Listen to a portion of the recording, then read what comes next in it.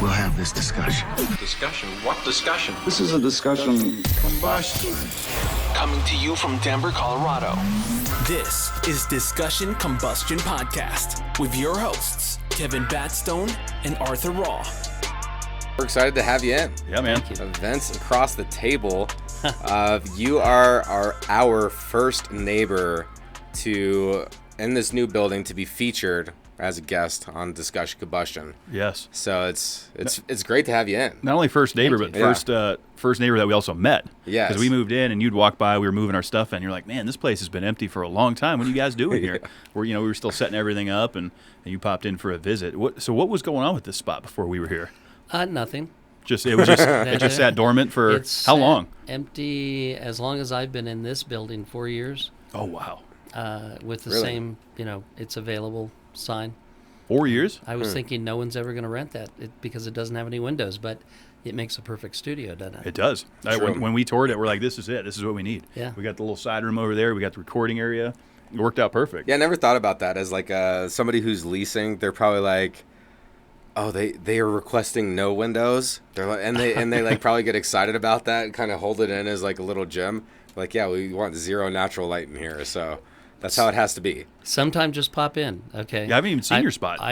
I face west, and my entire wall is windows. Oh, I'd love to and see the it. entire front range is right there. I love it. Well, maybe right when we're done recording, We can go take a peek. we'll come take a gander. Oh, yeah, Sure. I'd like to see it because this is the only spot. I mean, other than the tour that they gave us, this is the only office that I've really spent time in here. Mm-hmm. I was kind of curious to see what some of those windows looked like. So Yeah, no problem. Funny thing about this building, just while we're talking about it, I used to do commercial construction, and I've worked on these buildings a lot.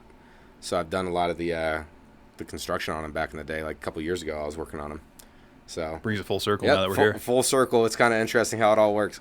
Well, the location, in my mind, you can't beat it. I mean, I was over in Northfield for a while, 3 years, and that's a long trek. On a bad day, my commute is 11 minutes. Oh, that's awesome. Oh, that's great. Yeah. Because Northfield, was that like I-70 and 270 area? Yeah, Old Stapleton area. Okay. Yep. Yeah, totally. Yeah, that could be a disaster getting into in the rush hour. It is. I-70 in general. I was going to say, yeah, I-70, I-25 anymore. We're like slowly turning into LA, I feel like, as far as the traffic goes. Anytime I get on 25, unless it's like late at night, I'm definitely battling traffic because I live down on the south side, so I got to come up 225 to get here, and I'm always sitting in traffic. Yeah, that route. Yeah, gets that's my pretty route nasty. anyway. Yeah. There's at least traffic in one direction, at like all times. It's how it seems. But yeah, I've been hearing that LA thing for a little bit here in Denver. And are you from Colorado originally? I am not from Colorado originally. I was a military brat, so I was born on Warren Air Force Base in Cheyenne, Wyoming. Which is great that we ended up living in Colorado. But my mom and dad, 100%, and I say this as a matter of fact, but I am 100% Mexican-American.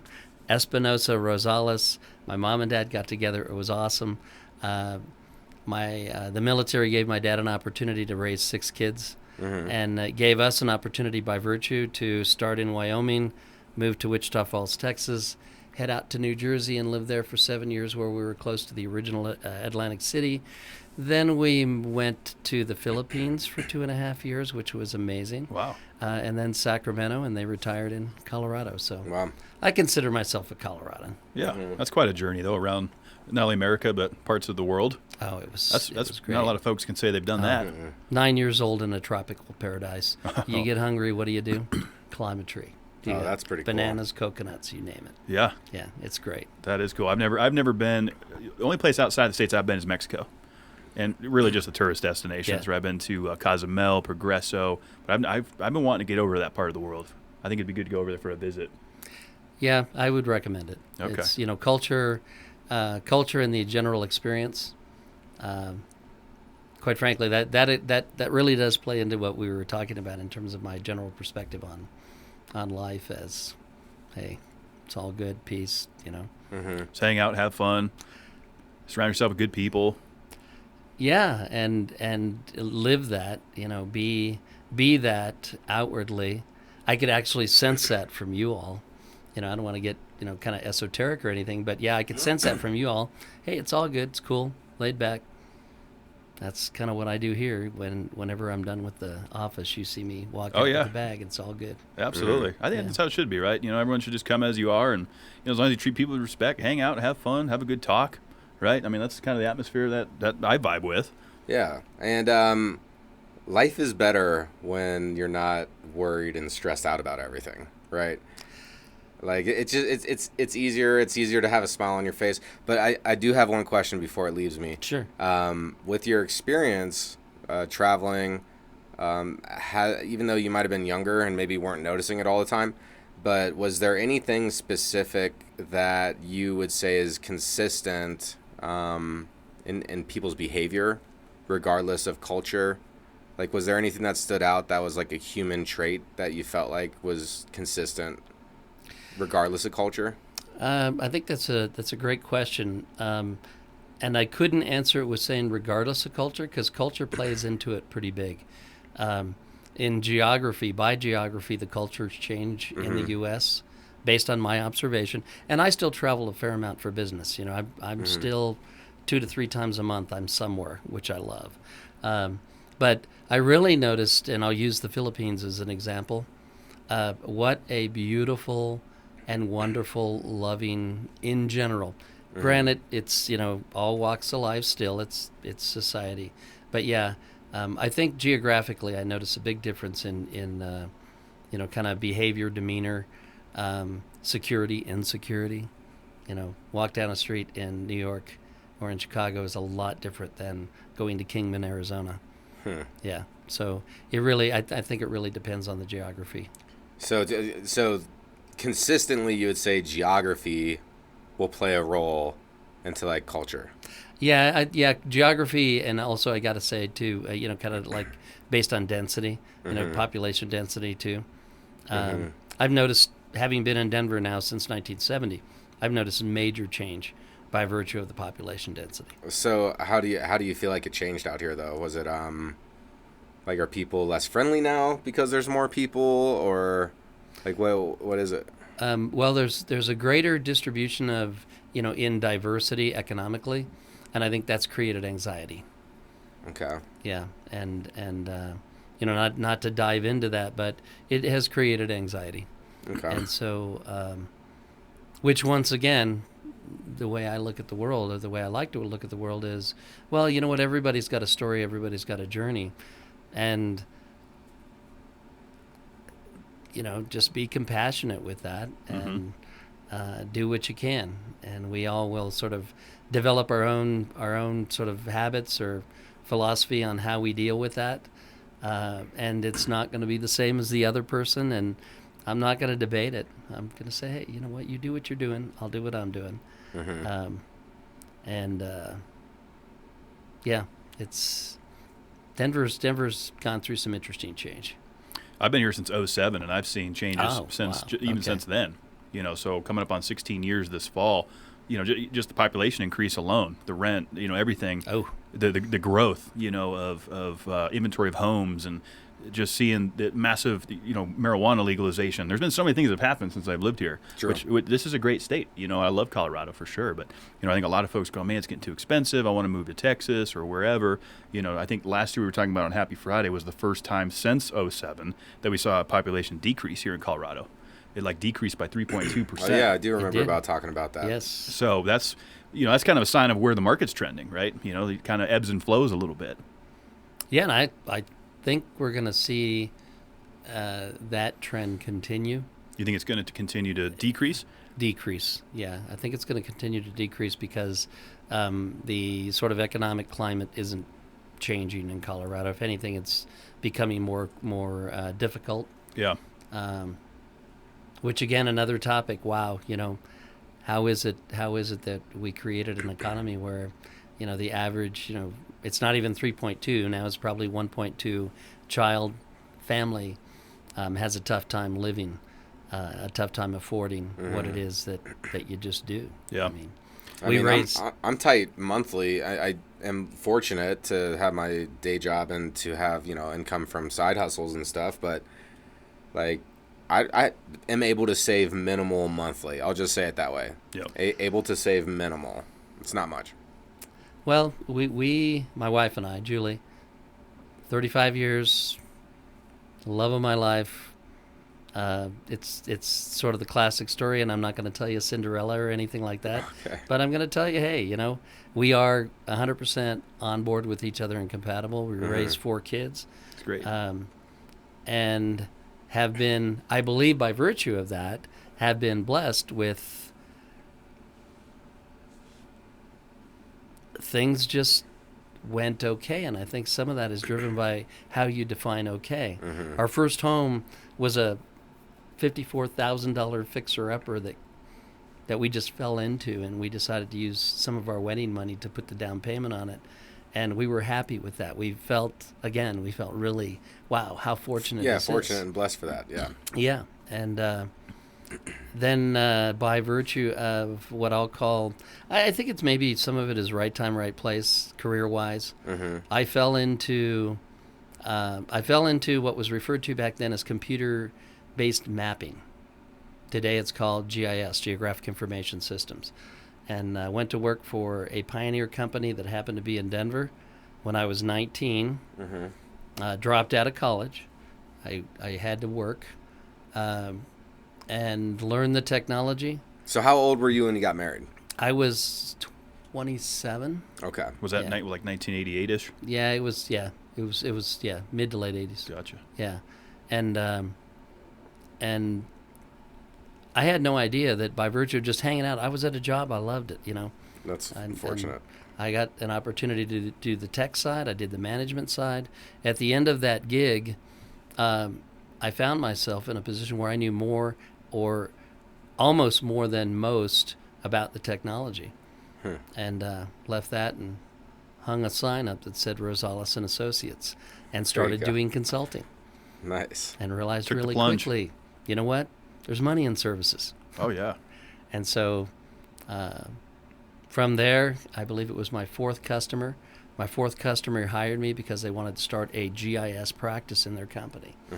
And I'll go fast forward 18 years. I went through, they were eventually acquired by a new Wall Street $2.3 billion company, and I became an executive senior vice president in the company. And You right place, right time is what you were saying? Along the way, it was just like, sure. I mean, our son and That's I were nice. talking about that. It's kind of like, what do you do, Dad?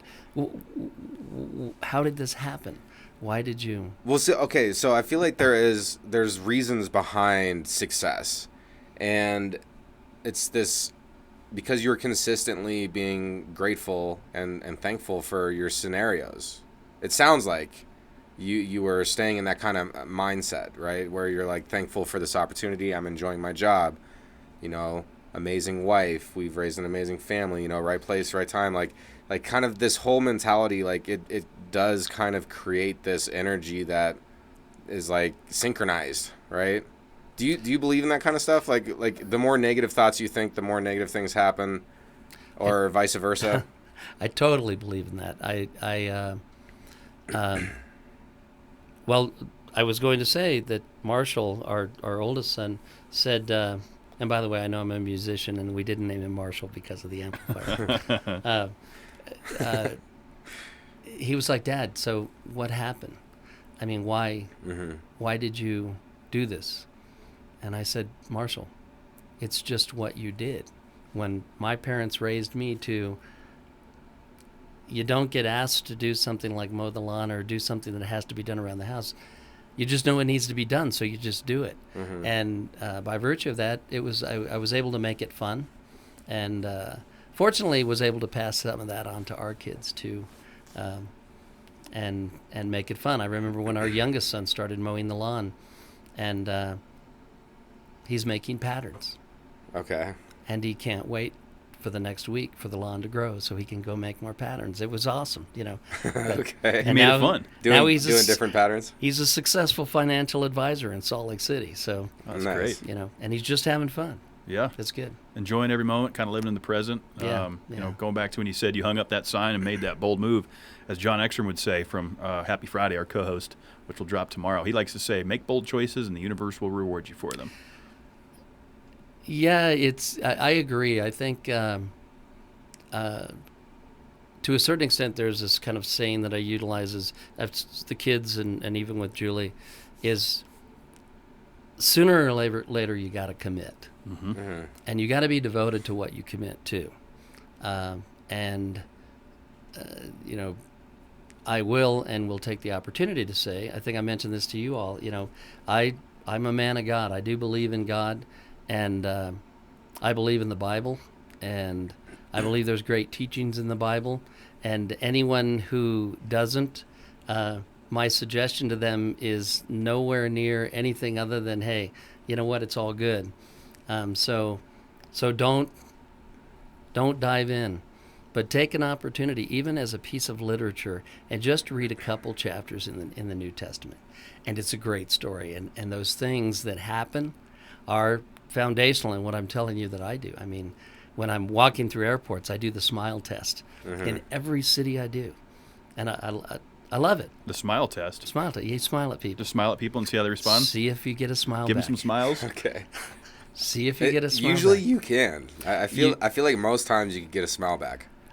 And even sometimes you get a thank you. You know, I needed that. It's all good. I mean, you know, I'm not old, but I'm older.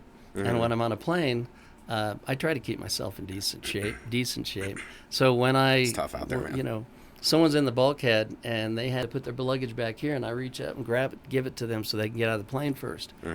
It kind of stops everybody. You know, they're all like, wow, that was nice. Yeah. Well, It wasn't hard to do either. So I don't necessarily do the smile test, but I do a DAP test. And so I'm always trying to throw DAP to people, but only if I mean it, right? It has to be not authentic. just random. Yeah, you can't just be like, okay. Like, same with the smile test. Like, you have to actually, it has to be a genuine smile. That's the only way it's going to work. and I will say I'm thankful that I think my smile is genuine. And it feels genuine here. Yeah. So That feels pretty genuine. I'm smiling now. yeah, Yeah. it's you know, it's and I think I have less wrinkles because of it too. That's great. So- I love it. You know, I'm sure you've gotten some. What's been some of the horror stories of the smile test? I mean, I'm sure there's been some locations around the country where the smile test maybe didn't go well.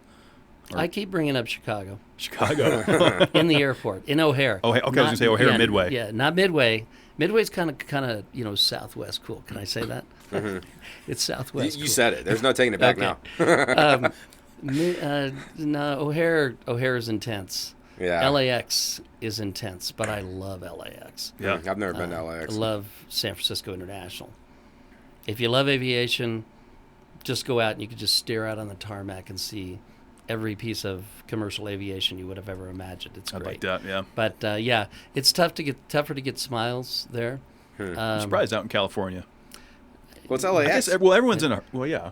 I mean- Everyone's in a hurry, I feel like, right? Kind of the hustle and bustle feel, rushing to get here, rushing to get Yeah. there. They're not really enjoying the moment, just in a hurry. But I guess that's any airport, really. So I don't know if, you know, geographically that, you know, more people in LAX, Chicago, you look at Atlanta, you look at DIA. What's it been like at DIA? I think DIA's neutral until they started all the construction. And That's people are anxious about that, and all of a sudden they consolidated the TSA pre-check line, so now it's miles long all the time. That creates some anxiety. It does. But Well, you know what eliminates anxiety? Showing up early. Okay? That's all I have to say about that. Like, as far as at the airport? yeah, Yeah. like I show up like 2 or 3 hours before, so I'm never worried. I'm always calm and relaxed at the airport because I'm always early, taking my time. But sometimes life is busy and you don't have that extra time. well, I don't know. I think it's sort of an attitude and practice, but you know, I love to hear that coming from someone younger, because Yeah. because it is a fact. I mean, you know, if I have a morning flight, my plan is I always get there in time for breakfast. Mm-hmm. And plan. I have breakfast and take it easy. Yeah. And It's like flight delays on the other side of that one. Hey, if a flight's delayed, no problem. Now I have some time. Yeah. And there's one story of a flight delay in Chicago, Okay. and it was late night. And the good news there was I didn't realize they had a Fannie Mae's chocolate store right across from the Good gate. news. And my wife's family is from Chicago. She was born and raised in Colorado, but they have Chicago roots, and they know Fannie Mae chocolate-covered cherries real well. So I was able to bring her home a box of chocolate-covered cherries, and she loved it. Those are delicious. Oh, Yeah, those are sweet. Those hit the spot. yeah. Airports can be fun. On a flight that I was on recently, as we hit a little turbulence, we were getting closer to landing, or maybe we had just taken off, or something happened, and it was pretty recent toward either takeoff or landing, and one of the baggage things just opened up. Oh, did anything fall out? No, and it was there for a moment, and I was like, all I had to do is unbuckle, stand up, and push, and so I just did that really quick, because it was shortly after takeoff, and potentially if that dude went to go, the pilot made a turn or something, Could've like fallen out. all that luggage could have fallen out on people. So doing those little selfless acts like you were talking about, Yeah. just handing over or letting somebody else go in front, and like, oh no, you can go, like that's fine, you go right ahead. People, they seem sometimes thrown off by selflessness, like by generosity, and it's kind of sad. Well, I think everyone's so skeptical now of what people's intentions are. They almost feel like they're getting scammed, or there's something more behind it. I was at a drive-through at a fast food place not far from here, and the guy in front of me paid for my meal. I pulled up to the window. He said, "The guy in front of you just got your meal." That's the first time that's ever happened to me. And there is simple acts of kindness out there, and we can certainly use a lot more of them. I actually, that's an awesome story. I think we all need to be on the lookout for that. And be on the lookout for the opportunity to exercise the pay it forward. Because, again, there's not a lot of that that goes on. And when it happens, and that's the hope. The hope is when it happens, it gets paid forward. And it's kind of rinse and repeat it over and over again. It's a wonderful thing. But, Yeah. Something you said earlier too, I think anxiety, I'll go back to anxiety, drives a lot of this because it is an anxious world. Not even going to try to get into the, why or how. I have my own perspective on that, but I keep a lot of that just kind of inside my own head, or when Julie and I are in the evening, sitting around having a drink, and then we talk about, hey, wow, the world's not crazy. It's no crazier than it used to be. It's just information is so readily available these days. When it's all fake. I don't mean to cut you short there, but No. I think it's all satire. Anything online, I consider it to potentially just be satire and fake. Yeah. That's an interesting comment because I often say when watching whatever news, and I do watch the news, is once upon a time, a news program wasn't about providing opinion about what's going on. It was about providing what went on. Facts. True journalism. True, Yes. like true facts that can Yes. that can be fact checked, so to speak. Yeah. Because and anymore, like you said, it's an opinion, right? Like people aren't going to tune into Discussion Combustion for factual based news, right? They're tuning in to hear us three hang out and get to know each other, right? But so many of these programs now on these networks, it's just that. This style has turned into, oh, well, I heard it on Fox News, so it must be true because someone had an opinion about it, and it really does drive a lot of people's thoughts Yeah. that day. Or, the person reporting, the whatever anchor reports on an event and then says something like, what's up with that? Well, no one cares what, no one should care. It isn't, this show isn't about you thinking what's up with that.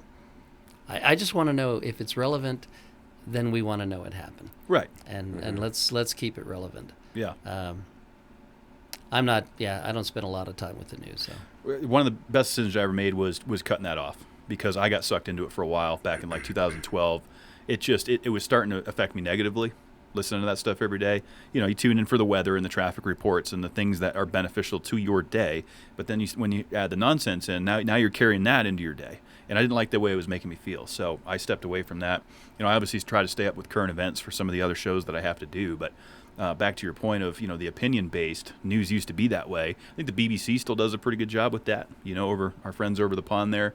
There's just too much contamination, I think, with some of these mainstream news programs that are also playing into, this conversation about why the anxiety is so high. Yeah, no, I agree with that. And it's definitely, you picture, even when I was a kid growing up in the late 80s, early 90s, we didn't grow up with smartphones. And this is a conversation we've had plenty of times on Discussion Combustion, because it's going to stay relevant. This will stay relevant.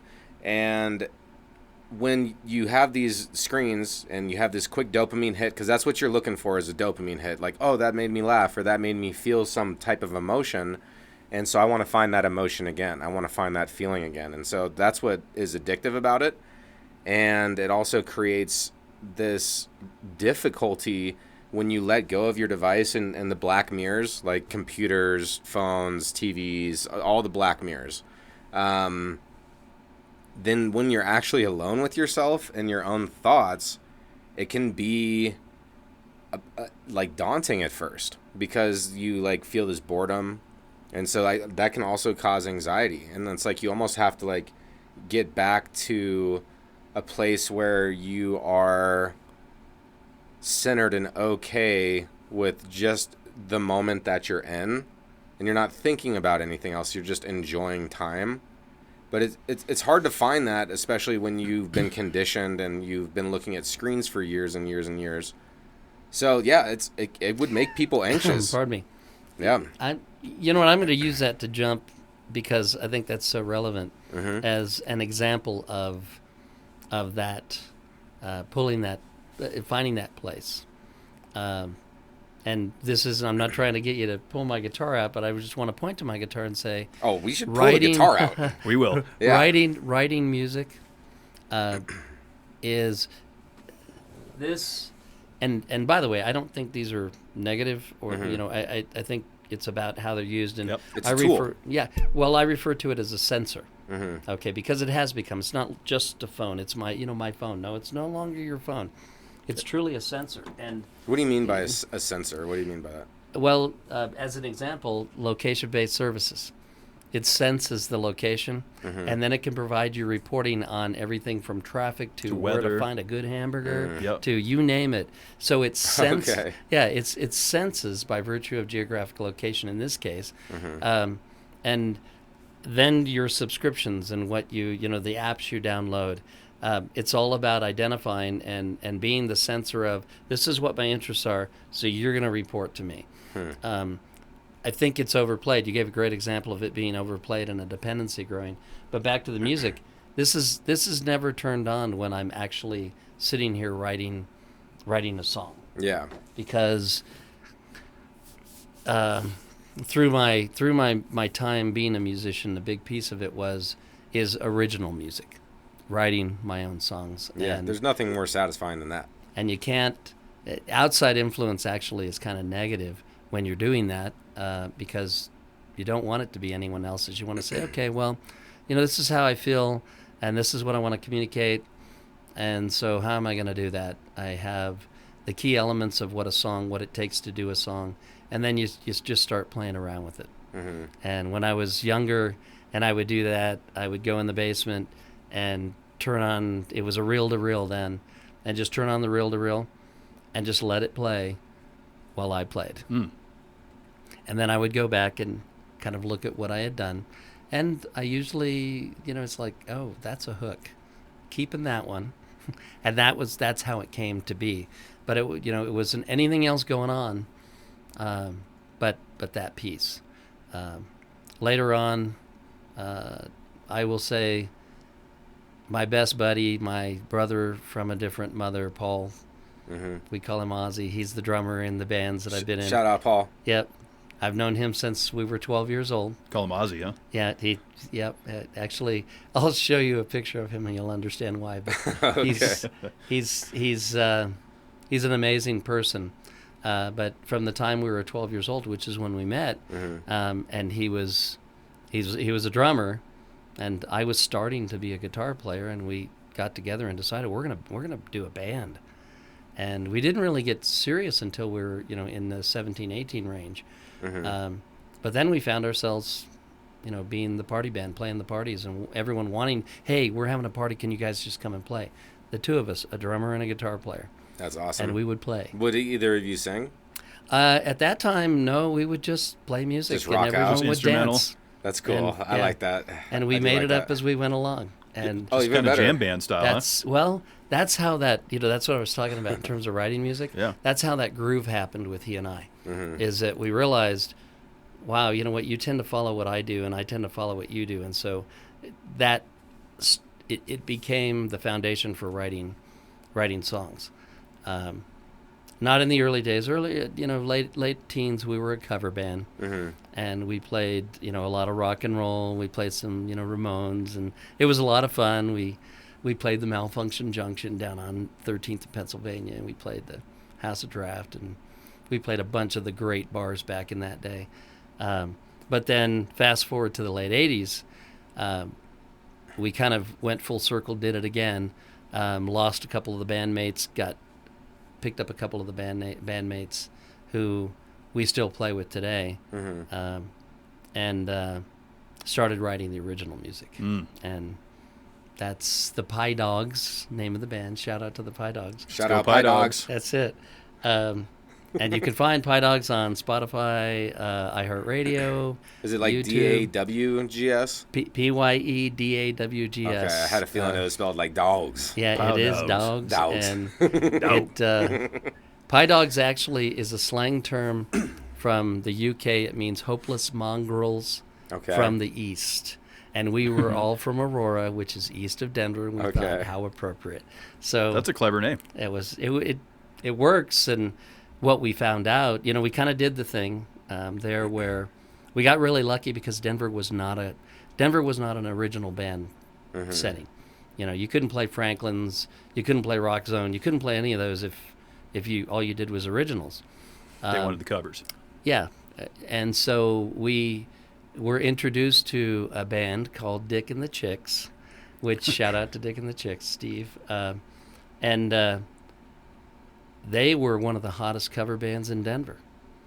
And Johnny D, who was, I believe, he was the drummer, he saw us, heard us, and he said, wow, okay. And so Dick came and watched us, and he was like, okay, would you guys be interested in opening for us everywhere we play, kind of? I mean, What? so, because you play originals, and we never have to worry about you playing one of the covers we're going to play that night. Mm-hmm. We were like, okay, so you're offering us a guaranteed gig where we could play our original music, and by the way, by 10:30 we're off the stage. That's awesome. Yeah, that's a Yes. sweet gig. As a band trying to get out there, get recognized, that probably felt pretty cool. It was great. It was great, and it worked. And then Ben, other guitar player, Benny, he's in Seattle now, but he actually is sound engineer, and he knew Harry Warman, who owned Avalanche Studios. At that time, was the only digital 32-track studio. Not the only, because of course there's the infamous Caribou, but we ended up getting recording time at Avalanche and record a 5-song EP, which is the music that is now through the indie stations being played in the UK and in the US, and it's 80s pop, but That's awesome. people love it. It's great. Yeah, that is exciting. And original music, I mean, that's going back to your point. They're writing original music with other co-creators. That in itself takes a chemistry, I feel like.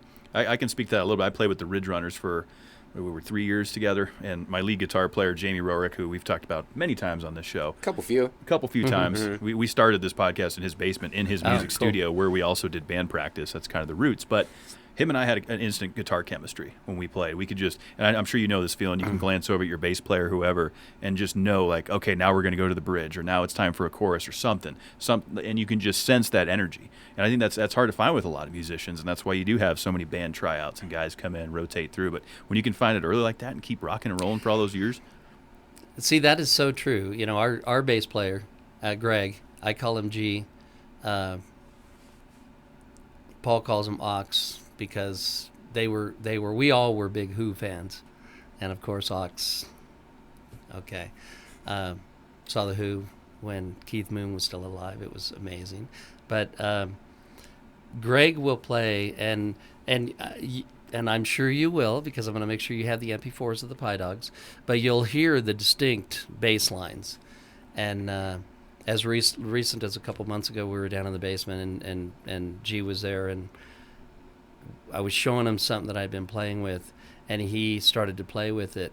And it was one of those where you have the relationship where I can say, hey, Greg, that's not you. I need you to come out in this. And so, take a deep breath, shut your eyes, and go for it. And he did. And yeah, and then the magic starts to happen, and Paul immediately is like, and he's not small drum set. This guy has this monster power factory, which is great. But that's kind of the era we came from. Sure. But, Big, loud rock and roll. So you basically had to tell him to stop overthinking it. Totally, yeah. Yeah. That's really good advice to get sometimes, I'll tell you. Yes, obviously a little inside joke there, of course. But playing in a band, you have to be able to tell someone that, right? Like my lead guitar player would be like, Kev, I'm not feeling it. That riff's cool, but it's not going to work. And it's like you have to be able to handle constructive criticism to be, I think, a successful writer, musician, performer, entertainer in general. We'll go back to life. You have to be able to take constructive criticism in life. Yes. It's, at this point in my career, I work with a lot of younger people and have been around the block, and I don't know everything, but I do know some things. I know what I know, and I'm pretty good at it, but I also understand that the first thing you do in evaluating any result is you look in the mirror and, what could you have done better? Yep. And you evaluate yourself first. And there are times, and I'm very, very careful about constructive criticism, but it's for the greater good at the end of the day. There are times, Julie, I have funny stories about constructive criticism with Julie through 35 years. I'm sure. But she kind of just says, hey, this is just a suggestion. I'm like, okay, cool. Well, and then I look in the mirror and say, wow, you know what? She's right. She's absolutely right. You got to tone the intensity down just a couple notches, which is good, because then what happens? It brings about that unity and serenity feeling, which is what everyone wants. Our two dogs are that way. We have Maggie, who is a Great Pyrenees, and they're still relatively puppies. But I think Maggie's about 110 pounds. Oh, wow. She's a big girl. I shouldn't say it that way. But and then Cody, her brother, who's a little older, he's a Great Pyrenees German Shepherd, and he's about 130. So between the two of them, they can try your nerves because they're big. But that allows you to really exercise the ability to just, okay, I need to take just a deep breath pill and say, at the end of the day, it's all good. Because that's their home. So, and maybe one day, and you have an open invitation, come to our home. You'll find that when you walk in our house, there's a great room, and there are two giant kennels in the front room with us. The doors don't get shut, but they know when they want to just go hang out and lay down, they go in there. There's a cushion, but we're all part of the same space, and it's pretty cool. It is. Yeah, dogs can definitely add a value to a family and a home. I definitely agree with that. And they pick up on energy. I really do believe in Cesar Millan. He's got a program, the Dog Whisperer, of course, but now he's another program where it's about energy and helping humans be better dog owners, so to speak. And of course, thanks for the invite to your home. I'd love to see the music studio and meet your pups. But you'd have to bring your Martin. I'll bring the Martin. I'm in. Sign me up. That sounds like a lot of fun. But going back to the dogs, you can see it. I mean, you can tell when you walk into a home if the energy's off or not, how the dog is behaving. They respond to that, right? They feed off human energy. So if you walk in with those calm, masculine vibes, they're gonna feed off that and go, okay, this is my owner. He feeds me, loves me. I respect him. It's my guy. I'm rooting for him. This is my owner. But if it's broken chaos, mass chaos all the time, partying, this dog's going to be unchained, so to speak, What's going wild. on? Yeah, that's an interesting opportunity that I'll avoid as a segue to get into some of the issues in society, so I'll leave it alone. But it's fair. It's the same thing. It's the environment. We are creatures. Those behaviors, I'll say it this way, those behaviors are typically learned. Sure. And and you learn based on your surroundings. And with that, I will give the ultimate shout out to my mom and dad, who are no longer with us, but they were the best parents in the world.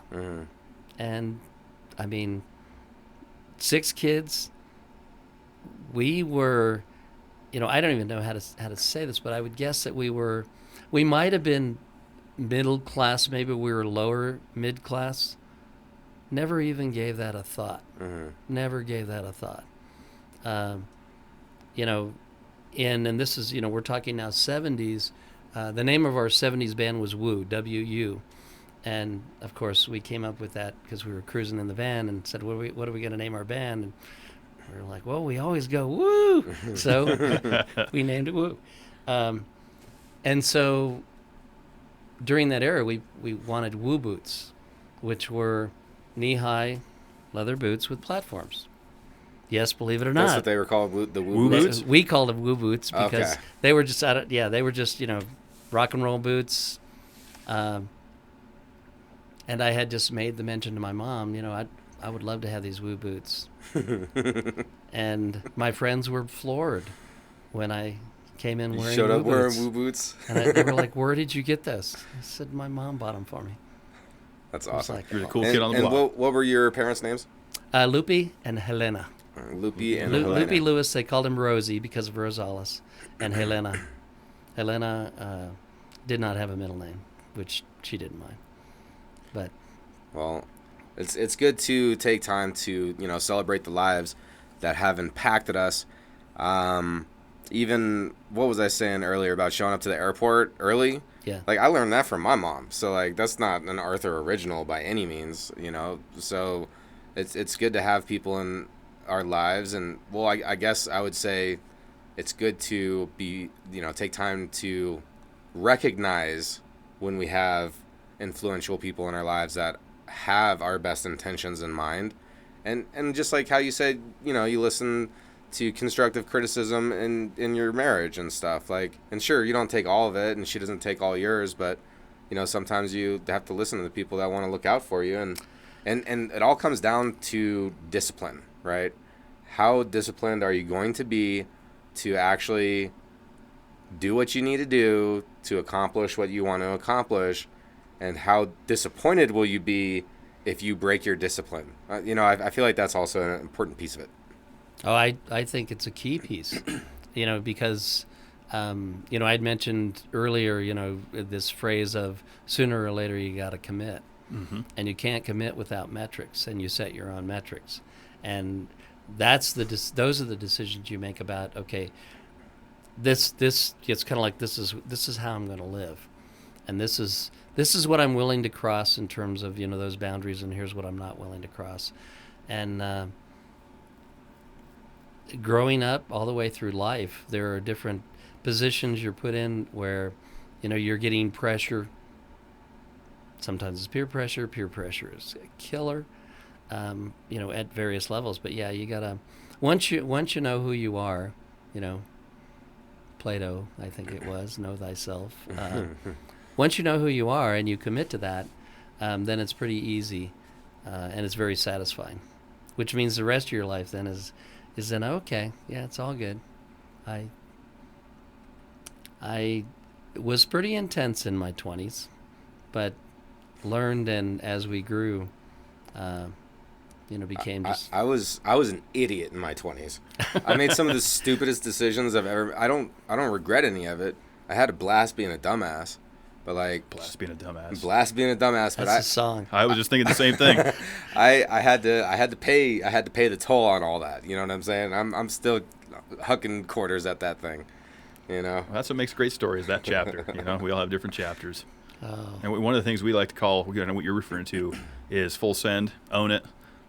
Owning who you are once you figure it out, your mission, drive, purpose, sticking to it, not moving from your center, breaking down barriers, doing what you want to do to maintain that consistent, happy lifestyle that's fulfilling and joyful and enlightening to people around you. That's full send, own it, commit.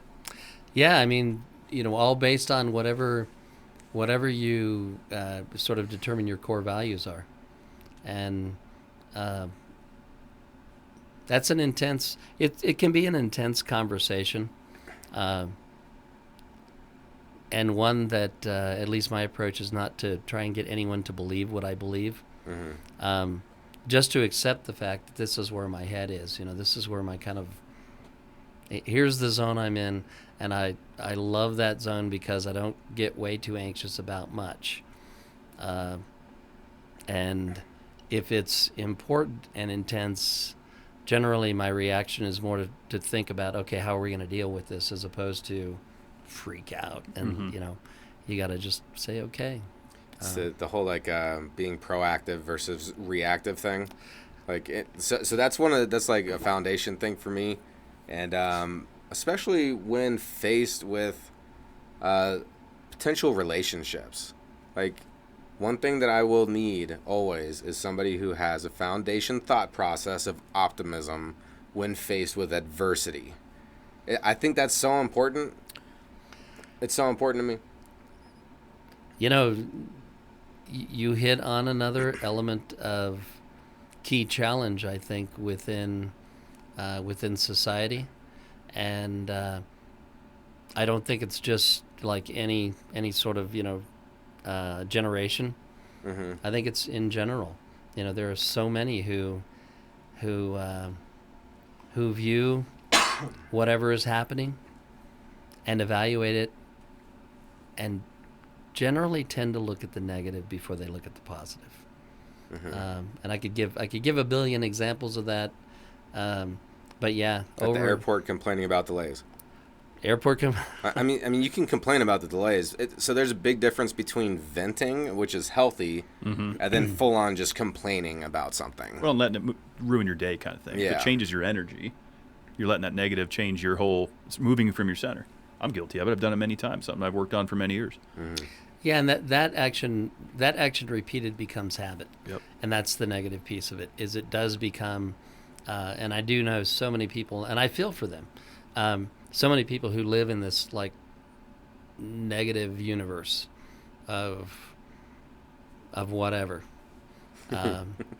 and what comes out of their mouth as they try to be constructive is typically then destructive and judgmental, and that sort of manifests itself. Can't do that. The kids, all our kids will say, as a matter of fact, I've had it in a number of Father's Day cards, that each one of them saying, I remember, Dad, something would happen like, whatever, I wrecked my bike, and I would get up, and our children would get up, and they're thinking, this is, oh my gosh, and I would kind of pick them up, make sure they're okay, and say, hey, listen, if that's the worst thing that ever happens to you, you got it made. Just think about that. Oh my gosh, I just broke the neck on my bass guitar. Could have happened to anyone. Oops. Yeah. It happens. It's so. The opportunity is now you get to go look for a new guitar. Yeah.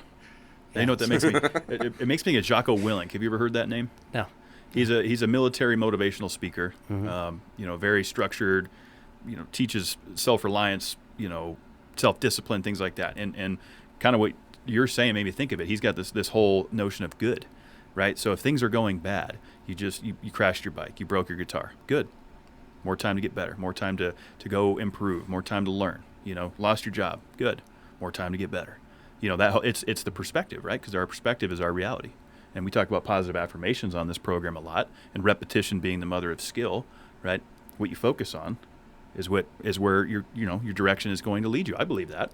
Sometimes easier said than done, but I think all these things kind of come together. I think that becomes more, profound as we get older, because I know I have a lot of friends that are around my age, and I'm amazed at how old they are. And they've put themselves in this old mentality. Yeah, this position. They'll say to me, even now, hey, Vince, you got to be thinking about retirement. And I'm thinking, well, I love what I do. I'm good at it. I get paid to do it. And if I retire, I got to go find something to do. Mm-hmm. I probably still have fun at it, but I'm not going to get paid to do it. Yeah. So why would I stop doing what I'm doing now? Because at the same time, I'll go back and give another plug for, I get to buy guitars. Yes. I get to, outfit my music room. Julie and I go on trips, so we do whatever we want to do. Yeah. And so it enables a lifestyle that is, to me, it's like, okay, call it retired, but I'm just happy. I'm happy doing what I'm doing. Well, you mentioned like the whole heaven on earth thing. Yeah. And I believe in that. I'm more spiritual, not religious. I do think there's a lot of value. I think that is absolutely the key. There's a lot of value to be had within the texts, but for me, it's not. It's a guideline. So that's kind of how I go at it. And when you can find your own personal heaven in this planet, and that's all done in the present, by the way. Like, you don't find your heaven in the past, you don't find it in the future. It's the now. It's right now. You're like enjoying this conversation with Vince, with one of my best friends, Kev, right here, and it sounds like you're tapped into that, and I love that. So we got to see this guitar though that you brought out. I know. I've been anxious. This thing's been sitting over here. Okay. You've Yeah. like pointed For- to it three or four times. I'm like, I gotta see We're this. bringing thing. out the battle axe. There's a story behind this, but it's not a long one. That's going to be a Okay. good story here. You got the Ovation case. I like that. For folks just listening on Spotify, I would encourage you to scroll down and click the Watch Here link so you can kind of see this guitar being. And that was Here it comes. unboxing. Yes. Oh, there she is. Oh wow, Ooh, that's nice. that is nice. She's an elite Okame, which all this was just luck. Yeah. Okay. I mean, I walked into Guitar Center. Here, you can scooch in some more with Oh yeah. Okay. Walked into Guitar Center and I needed an acoustic. So this is another element to the story, which Okay. I'll go down the road. So for a while, before COVID, I will leave that topic alone. Before COVID, I was worship leader at Movement 5280. Look it up. Awesome. Movement Okay. 5280. Movement 5280 is a Christian-based outreach for the late teens, early 20s, but the younger homeless population. I think I remember you telling us about that Yeah. before a couple weeks ago. Tina Hayhurst she's the pastor. She's awesome. Anyway, as it so happens, because this was all based out of the church that I go to, Denver First Church, and I was on the worship team, and actually it goes on and on, history there. But Tina said, would you lead worship? And I said, sure, I'd love to. So I had a Kramer Farrington, which was kind of a cool guitar, looked like a Strat. It was acoustic, but it was falling apart. And so I said, you know what I need? I need a battle axe acoustic, something like this that I can play. I walked into Guitar Center. Fortunately, Julie was distracted and she was down at like Pottery Barn or something like that. And I put a price on what I would buy, and walked in. Short story. There, this was. Well, first of all, Can you hold it up a little bit? Yeah, sure. There we go. Now we get right in the camera there. Here, I'll get so you can see how you're holding it there. Okay, here we go. Yeah. That's it. That's a beautiful guitar. Oh yeah, that looks real Love good. the headstock. Love the ebony. Here, give it like a little turn Tuning so we piece. could see it in the light. Oh yeah. It looks good. And I like how Ovation has, Oh, the yeah. back of the guitar. They always have that style to them. This is a full bowl, but it's contoured. I'll do an Oh, that is Ovation cool. commercial. Ovation shout out. It looks like it would feel good on like your body. Well, that's what this is all about, because it fits right here. So You gonna rip us something? yeah, when you play, nothing light. Let's do it. I've been playing around with actually that song. I don't know. You've probably heard the song "Fast Car." Yep. Yeah. It's recently been redone on the country. I Okay. listen to all genres, by the way. Same Yeah. here. Yeah. I love it all. But yeah, so Oh, played yeah. around with that for a while, and anyway. I love it. Sounds good. But this was hanging on the top shelf, and it had a clearance sign on it. And I was thinking, okay, that's beautiful, but there's no way that's in my budget. And this young man that was helping me, he was such a big help, which I love. I love that, again, an older guy walks in and, they're like, okay. But we brought it down and we talked about it, and he helped me basically work the deal so I walked out with this guitar under the price that I had set that I was going to spend. And it didn't have a case, but he went in the back and he came out and he said, well, according to the computer, it doesn't have a case, but according to the tags, the serial numbers match. So based on the deal I just gave you, I guess you're going to get a free case. And nice. I got a free case. So the last thing I had to do was get on the phone and call Julie at Pottery Barn and say, you need to come down and take a look at this. And she walked in saying, I'm in trouble. But then I explained and bought it for what I was after. But this thing... Within budget. That's and, great. And it's got the OP preamp, which is the top-end professional preamp. When you plug this thing in, it's... Sounds great, huh? I mean, it sounds great acoustic. I love it. So now I'm searching for an Ovation 12-string, which Oh, the 12. That'll be nice. has been pre-approved by Julie. So The 12 string's coming. yeah, it's coming. 12 strings are fun. Really rich sound. We played around with the 12 string, the Ridge Runners. I never was real good at it. My lead guitar player was, but I think Ovations are great. They're workhorse. I had a Gibson CL40, which was awesome. But it was so awesome, I was afraid to play it anymore. It was a beautiful guitar. The CL40 was the precursor to what became the Songwriter. Okay. And it was very expensive, and I found it in Dallas. But yeah, after a while, I just said, no, I can't do that. So I sold it, bought the Farrington. Okay. Now, are you like a Gibson guy on the electric side, Les Pauls, anything in that region? I have been always a Gibson guy. My first electric guitar actually was bought on Colfax at Villa Music by my oldest brother, who's gone. But he bought me my first electric guitar. It was a Univox knockoff of a Les Paul. Okay. And I used that to learn. And once I got to where we started in the bands, I went and I bought a Les Paul Custom. Oh, nice. And you can't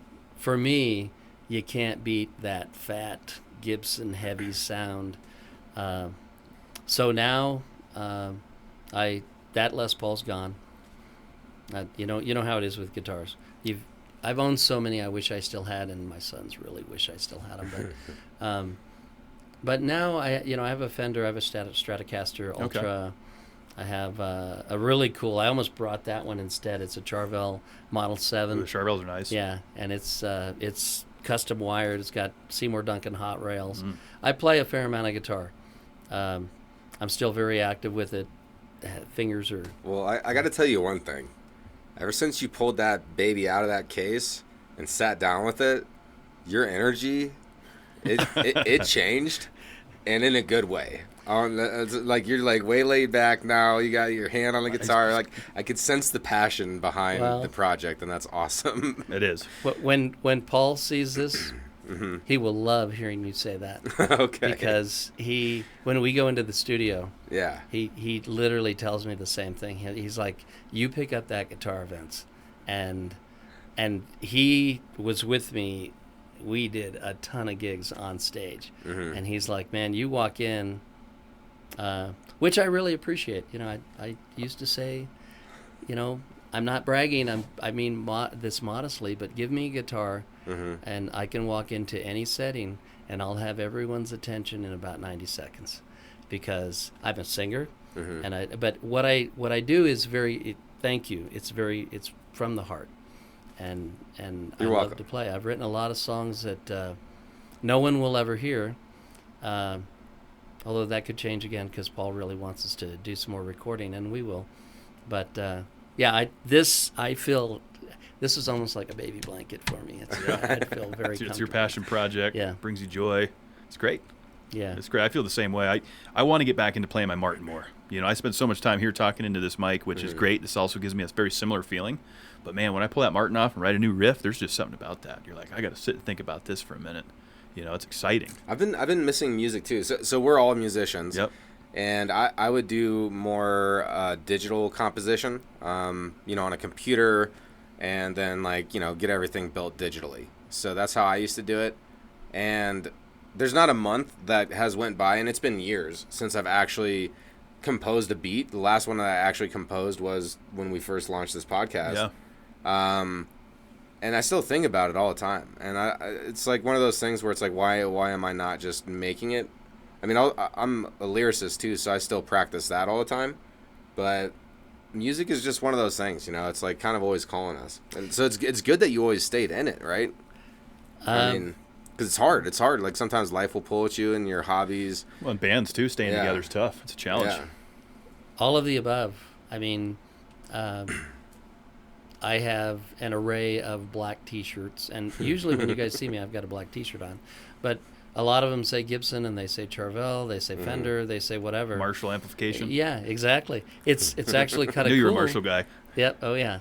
And and Fender amps too. I mean, Sure. when I was playing with the PyeDawgs in the clubs, I had a deluxe reverb sitting on top of 412s. Okay. And that was an amazing setup, a very ambient sound, but it was a tube sound, a Fender tube sound. Still better than Mesa Boogie, in my opinion. Yeah. Well, I never really got that. And I never really got the big, Marshall JCM 800 thing either, the double stacks, because I never really was that kind of like, that Randy Rhoads guy. Yep. Just like Eddie Van Halen, can't touch him as it relates to innovation and what he brought to the instrument, but it is not my gig. I bought a Jackson with a whammy bar once, and it was sold within a month. Wow. So that's not me. Just I'd wasn't rather, you. Yeah. play and pull and that sort of thing. Do the fiddly diddly, as I call it. Yeah, it's amazing. Now I do have to tell a quick Eddie Van Halen story because, Van Halen's first tour was with Black Sabbath as an opener, and they came through Denver, and we were at that concert, and Van Halen came on, and I was with Paul and Greg, and we were there because that's what we would do, and Van Halen went off. And I looked at Paul and I said, I literally don't believe what I just saw. And Ozzy came out late, as usual. But Ozzy came out, and they were halfway through their first song, Black Sabbath was. And I looked at the guys and I said, guys, I'm leaving. They were like, what? This is Black Sabbath. I said, after what I just saw, I cannot watch Black Sabbath. Wow. It was that... Like, wow. And did you leave? I did. I left. Left the middle of Black Sabbath, huh? I left. You're like, yeah. that was good. That's it. That's the night. That's what I it. came All for for. nothing came. Got it. We're leaving. That was what a I came surprise. for. It was a surprise. I mean, there were others, like when I saw Tom Petty and the Heartbreakers, and I Epic. could go on. This is a Julie and Vince thing because she's like, I'm 8 years older than she is. Okay. So there was a long concert era that I went to when she wasn't going to concerts, and I saw Tom Petty and the Heartbreakers at the DU Arena. Epic. And they were opened by the Fabulous Poodles, and the Fabulous Poodles, I had never believed they could ever be that good, but they were that good. We didn't leave during Tom Petty. Did not leave. No, it's Tom Petty. Yeah, this was Tom Petty and the Heartbreakers. Absolutely. Yeah. That's one of my biggest This- inspirations is play guitar. That's another one, pick any instrument in that band, and they are all just, what a great band. Yep. What a great band. Actually tell the Tom Petty story quite often of an interview he did shortly before he died, where they were asking him about getting older and how it affected his psyche. And he made a comment about, it doesn't affect my psyche, something, I'm paraphrasing, but he said something to the effect of, if I'm not getting older, then it'll probably affect my psyche. And he meant, hey, if you're not getting older, then you're gone. So why would it bother me? But yeah, I could go on and on about the band greats and all the influences. Jeff Beck. Sure. Oh my gosh. Jeff Beck, legend. Yeah. I do have to mention the half hour that I was able to spend backstage at the, I believe it was the Paramount Theater here in Denver. We've been back there. Epic. Yeah, with Ringo Starr. Oh, that's Oh, cool. that's cool. We didn't get to see that. That No. was pretty crazy. Good friends of ours, Andre and Rich. Andrea's cousin is Sheila E. And we had no idea. They invited us to a concert, and Sheila E. was playing with the Ringo Starr All-Star Band. So we went in early, backstage, met Sheila E., met Paul Carrick, it was amazing. Walked on stage, which for me was like, hey, this is a perfect concert venue. It's It is. awesome. Paramount is epic. Yeah. Great venue. Yeah. So, Ringo fun Starr. times. Yeah, that's pretty cool. yeah, Ringo Starr. I mean, look, Yeah. we can already tell that the stories. passion for music. Yeah, We all share it. Yeah, and it's epic. Love that you brought the guitar in, and we're able to share some stories on that. One question that we do like to ask every guest that comes on the program is, and we've talked a little bit about advice tonight already, but if you could give one piece of advice, so everybody, let's say everybody on the planet heard this, they could all be better off tomorrow, what would that piece of advice be? Oh, wow. The one piece of advice where they would be better off tomorrow. I would say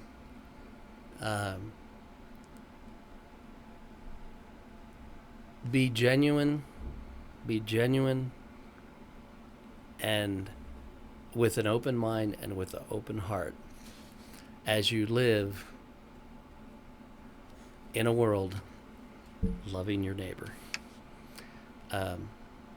That, regardless of anything that people tend to have reasons why they can't, and I won't even give examples because that actually sometimes shows this bias, but I would say be kind, realize everyone has a story, and then take a look in the mirror and you have your stories. And don't you truly wish that if everyone walked through life with that perspective, that someone's going to come up to you and they're going to spend some time with you, and they're going to give you an opportunity to open your heart and give them that same opportunity. I truly believe this goes back to the heaven on earth. Tina allowed me to do a message once at 5280. Usually it was leading the music, but I did the message, and my message literally was biblically based, but heaven on earth. And by the way, I think it's worth mentioning it again. I agree with you 100% when you said it is, in my mind, about spirituality. Religion is a discipline and a practice, and it's a set of kind of like, not a negative, by the way. It's not a negative, but I believe it's the spirituality behind the underlying lessons, in my example in life, as I said, from the New Testament, in how Jesus lived his life. Because, and I've seen articles from scholars who absolutely claim to be atheist, but their comments on, wow, people from other walks who are Hindi or whatever, and I have a very good friend he's an awesome person. He's Hindi, and he has a picture of Jesus Christ in his office, and his position is, what a great guy. I mean, and so that's the example of just God, let's just be cool and love each other, help each other whatever way we can. So that's what I would say. Great advice. I think that's key. Great advice, and I think it's good to have it reiterated. I think folks need to hear stuff like that.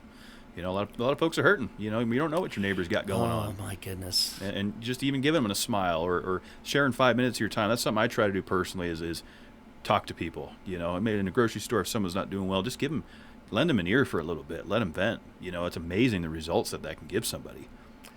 Can I just say, because that's a great one. I'll share with you. I do this all the time. Where Julie and I are on our way into Sam's Club, and the guy and whoever it is that's with them is pushing the cart. And they've been shopping, and and I'll look at their cart and pick out two things and say, you know what? Thank you. I forgot that needed to be on my list. What a changer it is. Wow. Okay. Hey, cool. I'm glad. There you go. I could totally see that being like, it takes the whole mood and you just like throw a big positive rock in it, and then it's like the ripple effect, right? They're expecting someone to say, "Hey, this is bothering me," or but no, it's a very positive thing. Our kids, at restaurants, our kids. Oh my gosh, this is one of those Vince Dad things. Happy birthday to you at that volume, and then it pumps up to "I will stand up and I will let it rip." Belting And- happy birthday. Full send.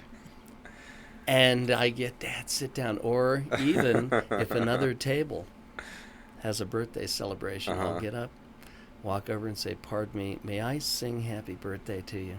And they're like, "Well, sure." And our kids are like, "Oh my gosh." Dad, But you're embarrassing me. it changes the whole You're embarrassing me, restaurant. It's Dad. like, and all of a Yeah. sudden everybody's clapping, and it's like, oh my gosh, okay, there's an element of unity. See, positivity, it brings that unity, and that's what we need. Yeah. I agree. It's I got to say one thing on that, because my dad he's Awesome. a rambunctious person, and he's himself, and I respect him for that. And it used to make me feel so awkward growing up. I felt so awkward, but now, over in my mid-30s, I now see how I can make people feel awkward from being genuinely myself, and I could see why my dad never cared. And so it's like a great example, right? Like, and so eventually, if they haven't already seen, they're like, my dad singing actually was great. I'm sure there'll be that point, and that was old points. So much fun things to talk about, man. Well, yeah, and I think it's awesome that you've got these positive stories also to share about your dad, because in the world, again, this goes back to everybody's got a story. And if you don't mind, I'll tell you another quick one, because it was early on when I became worship leader for 5280. I was working with one of the attendees, and he had picked up one of the guitars. They had some guitars laying around, and I could tell he could play a bit. And I spent some time with him, and actually asked him to help me on a few of the songs, and we spent some time. But I'll never forget, I asked him, "So what brought you to 5280? And he said, "Free food." And I said, "That's cool." I said, "What brought you back? Why'd you keep coming?" And he said, "Well, the food's free." And I kept coming. And I said, "Okay, well, that's cool." He said, "But I have to tell you that after about the third or fourth time, I realized I kept coming back, and no one said to me, 'You only come for the food. Why are you coming back?'" No one said.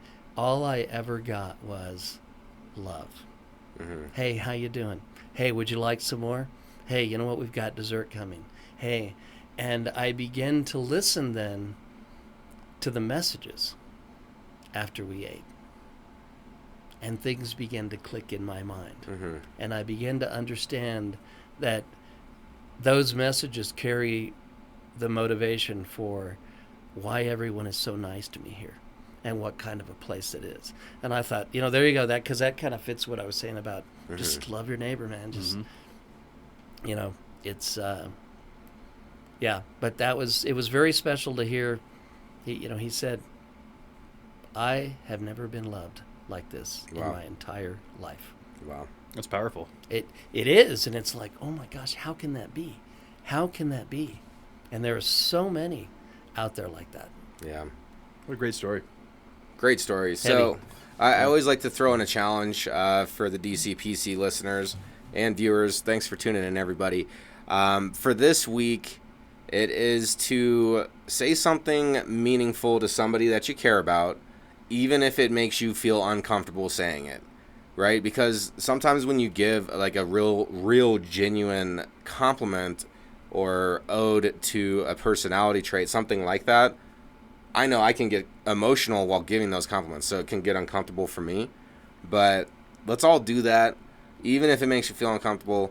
Let's really say something meaningful to people that we care about or love, our loved ones, our friends. Even if it's like a house plant, maybe give it a very genuine compliment on its growth. Just something, right? That's the challenge for this week. I think that encapsulates kind of the theme of this episode, and having fun, making new friends. Vince, I want to thank you for spending time with us. Thank you for the Thank you so much. opportunity. And That's great. Absolutely. Really enjoyed sitting down, and we're going to talk some more, of course. Repeat guests are a big thing around here. Well, we'll be seeing you in the hallway either way. We'll see you in the hallway. And seriously, at whatever point that makes sense, y'all are welcome. I know Julie would love to meet you, and so would Maggie. We'd love and to Cody. come over. And Yeah. we have 2 cats too, but yeah, it's it's the way it should be. Absolutely. I'm excited. I'll grab the Martin. We'll have some fun. Going back to taking care of business. Anything you want in the show notes down below. Listeners, viewers, just scroll down there, get in touch with the PyeDawgs. Yeah, PyeDawgs, as a matter of fact. 2 seconds. Yeah, absolutely. Let's get those plugs in there, of course. And while the viewers are down there scrolling around, checking things out, be sure to look at that DCPC merch table that's down there now. Get involved with that. Oh, there it is. There's the PyeDawgs logo. Here, I'll hold it up for you. I like that. Let's get that in there. So when you're searching PyeDawgs, That's what you're looking for. check it out. I actually like that logo a lot. That's a cool logo. Classic cassettes. I love what it. you youngins know about these? Yeah. What do you know about That's these? classic right there. That's music. That's a cool share. That's good stuff. Thank you. Awesome. Vince, thanks again This for being was here, brother. great. Yeah, fantastic. Come on, let's all dap it out. Let's all go of us. three-way dap. Three-way dap. Yes. Awesome. Y'all be good to yourselves. You guys are good. You deserve it. Take care. That was great. That was fun. I enjoyed that.